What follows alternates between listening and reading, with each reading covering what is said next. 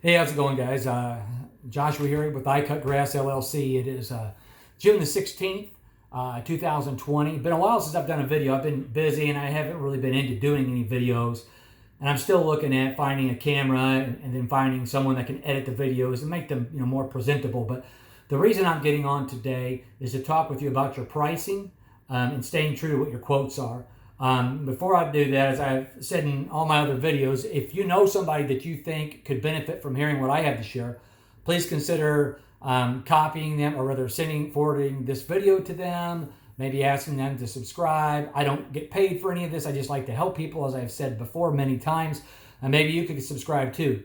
Maybe in your case, a lot of what I say doesn't benefit you, or maybe occasionally you find something that benefits you. Hopefully, you're able to learn something or relearn something over the course of time from me sharing these with you. That's what I want to do. I didn't have anybody to help me, and it gives me something to do, and I feel like I'm helping people in some way. So what I want to do today is talk about pricing. And, while I'm in the lawn care industry, today's example is going to be on a mulch project that I did recently, or an estimate I did today, as a matter of fact.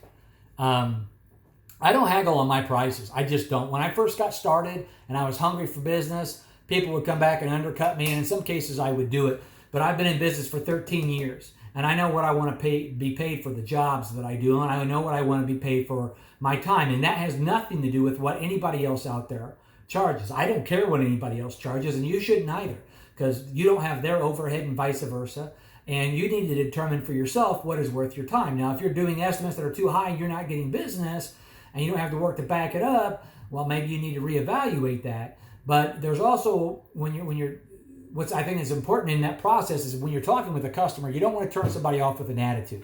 And that can get hard, because I get annoyed by people that try to haggle me. It's like if a gallon of milk at Walmart is $1.99 and you walk in there and ask for the general manager and demand to pay 40 cents for a gallon of milk, you're not going to walk out of that store with that gallon of milk for 40 cents. It's not going to happen. Now, I understand there are a lot of guys out there that they say they want to service their customers and all that. Hey, more power to you. But at the end of the day, you want to yield a profit. At the end of the day, if you have student loans, you want to pay your student loans. If you have a mortgage, you want to pay your mortgage. If you have children, you got to raise your children. If you have a spouse, there are financial obligations that you have. There are very few of us in this country that don't have to worry about that. And as you'll continue to learn, if you haven't already, the more money you make in life, the more you're going to spend. So you've got to be disciplined to save and to cut back on spending. But all that being said, I'm going to give this example that I had today. So a lady calls me earlier in the day. She says, "Hey, is this the mulch company?" I said, "Yeah, I'm the mulch company." She says, "I want you to give me an estimate for mulch at my house." I said, "Okay, I'd be happy to do that. If you want to text me," I was driving, "if you want to text me your name and address, I'll come by, look at the property, and I'll take some measurements, and then I'll get you an estimate." And she says, "Well, I already know how much mulch I need." And I said, "Well, ma'am," I understand that you might, know how much mulch you believe is needed for the project." I said, "But for me to give you an estimate, I have to know from my own math." And I said, "I can't go off what somebody else says." I said, "Because let's say that you give me a number of yards of mulch that you need, and I come there and it's not enough to get it done. We got a problem." And I said, "So my ultimate goal is a happy customer." I said, "So if you want me to give you an estimate, please text over your information. I'll get over it today. I'll measure it. And if you text over your email address, I'll also send something to you that you will have for a hard copy." I said, "I always encourage you to get multiple estimates, but my price point is my price point." "Okay, sir, fine." So 5 or 6 hours later, finally she messaged me, "Hey, this is my name and address." Doesn't even message a note with it or anything, and that's fine. That's what I call text culture.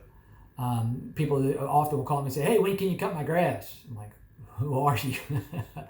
I used to save those numbers and my contact information on my Rolodex on the phone, but I don't do that anymore. It takes up memory, and even though I'd rather have the space for pictures and other stuff, and just don't need to save it. So I get over to the property, I take a measurement, put together a proposal, email it over her, do a follow-up text. "Hey, thank you for the opportunity to quote you. I send something over via email for your review. If you would like to have that valid and honored, just sign it and return it to me within 48 hours as indicated on the estimate."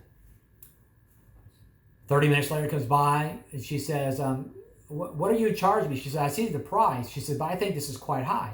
And I said, well, the price is what I'm comfortable doing the business for. I said, I have a 3B license, so I can put herbicide down into beds. And I said, based on my experience and my time and my workload, this is what I'm willing to do it for. And I said, also, I'm not selling something based on cost. I'm selling you a service and end result, and that is to give you quality work. And I don't itemize my estimates for that. It also helps me to protect my pricing. So some time comes back, she messages me, well, you need to give me an estimate that is itemized because I need to know what I'm spending my money on. And a couple other things in there. Okay, so I'll let it air out, is what I call, is I give time in between messages, because maybe she's aggravated, maybe she's not. I know I'm starting to get annoyed because this is farther than I typically go. She said, I'll pay you $250 for the job, which was significantly less than what I estimated. I said, no, ma'am, no, thank you. I said, I've been in business for 13 years again, and I know what it's worth. And I said, you want, a quality work. And I said, in our county, pricing can vary between X dollars and X dollars, and I used figures for a mulch project, pending on the quality of mulch that's used and the difficulty of the job at hand. I said, this is what I'm willing to do it for. And I said, I appreciate the opportunity to give you an estimate. Thank you for your time. And that was it. I'm done. I'm not going back on it. But I get these people occasionally also in lawn care. Let's say I'll go and look at a lawn and I'll give them an estimate at $50. And I used to haggle when I got started. I don't do that anymore. And the goal isn't to piss a customer off. That's not the goal. But I don't haggle. So how can I retort, or how can I respond in a way that's professional? I'm always reading on ways to do that. And oftentimes it will depend on how I feel at the time as well. But when someone calls me and they says, okay, you gave me an estimate for $50. Can you do it for $35? I say, no, but now I can do it for $65. Well, what do you mean? You just said $50. I said, that's right. I said, but you decided you wanted to haggle, right? And you undercutted me by $15. I said, so I can do it for $65 if you like. Now, most of the time people say, no, that's okay. If you really don't want to tick somebody off, you say, well, I told you that my estimate is $50. I'm not going to be able to do it for less than you or than that. Right now, because of COVID-19, right now, because students are at home, you maybe can find somebody else that can do the work cheaper. I notice if it's a student, not a business, they may not be insured. But I provide quality, and I stand behind my work, and this is what this is what I feel I'm worth, and this is what I'm going to do it for. So the point that I'm getting at and sharing this with you is you're going to get to the point where you start to get more business, and don't allow yourself to stay in that desperate for work mentality. You don't have to take all the work that comes your way. Now, granted, you don't really want to upset people, and it's something that I started doing many years ago. If it's a project that I don't want to do, and I haven't had any this year in 2020, but if it's a project that I don't want to do, I just estimate it high to get rid of it. I don't want to do it. So if it's a project that would normally cost me $1,500, I'll estimate it at $2,200 just to get them to say no. Here's the problem. Oftentimes they'll come back and say, yes, do it. And so what you have to understand is oftentimes people are willing to pay you for the reviews that they see. People are willing to pay you more because of the referrals that were given to you or that they received in your favor from a friend that they have. And that's another double-edged sword too. But all that being said, stick to your prices. You know what you're worth. Okay, and you've got to yield a profit. You have bills to pay. You need to put money in your pocket.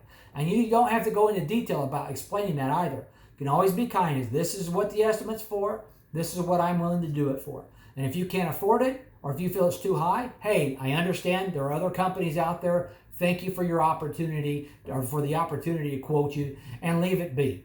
I think that problems start to arise when the haggling process starts. Now, maybe some of you haggle and you're okay with that, and that's your business. You can do whatever you want, however you want. But I think a lot of you would make more money if you stay true to your price. Because I can tell you this too, there have been an awful lot of times where I've done an estimate and someone came back and haggled me and I said no, and then a day or two later they've come back and they've sent over the estimate and they've approved what I originally did the estimate for. Because some people just by nature don't want to pay what the sticker price is. They might go to a clothing store and the blue jeans are $45 and they'll ask for a 10% discount. You can't really fault them for that.